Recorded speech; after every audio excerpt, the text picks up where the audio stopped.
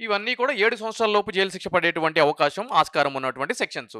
దీంట్లో అరెస్టు అనే ప్రక్రియ ఉండదు. కానీ ఐబొమ్మ రవిని అరెస్ట్ అనేది చేయడం జరిగింది. దానికి జ్యుడిషియల్ రిమాండ్ కూడా పంపించడం జరిగింది.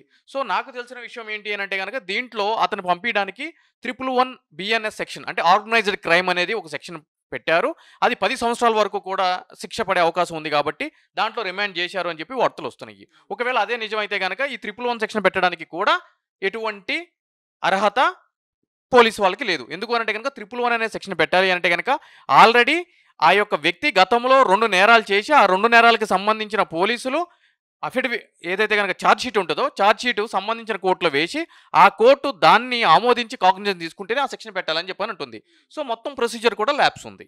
అయితే ఇక్కడ శిక్షల గురించి మనం మాట్లాడుకోవాలి అనంటే గనక అసల ఈ శిక్షలు ఈ కేసు పెట్టారు బాగానే ఉంది. నేనేమంటానంటే అసలు రవి అనే వ్యక్తి నేరం ఎక్కడ చేశాడు అని చెప్పని సిపి గారు ప్రెస్ మీట్‌లో చెప్పారు. మీరు చెప్పండి ఎక్కడ చేశారంటున్నారు నేరాన్ని? ఎగ్జాక్ట్‌లీ. కరేబియన్ అనే ఒక ఐలాండ్‌లో చేశారు. అదేవిధంగా ఫ్రాన్సు, నెదర్లాండ్స్ అంటే యూరప్ కాంటినెంట్‌కి సంబంధించిన వాటిలో చేశారు అని చెప్పని అంటున్నారు. అంటే అక్కడి నుంచే సినిమాలు అప్‌లోడ్ చేయడము, అక్కడి నుంచే ట్రాన్సాక్షన్ చేయడం అని చెప్పని. అంటే నేరం ఎక్కడ జరిగింది? ఇతర దేశాల్లో జరిగింది. నేరం ఇతర దేశాల్లో జరిగినప్పుడు దానికి సంబంధించిన వ్యక్తి మన దేశానికి వచ్చినప్పుడు మన దేశంలో కేసు రిజిస్టర్ చేయాలి అనంటే గనక బిఎన్ఎస్ఎస్‌లో 208 అనే ఒక సెక్షన్ ఉంటది.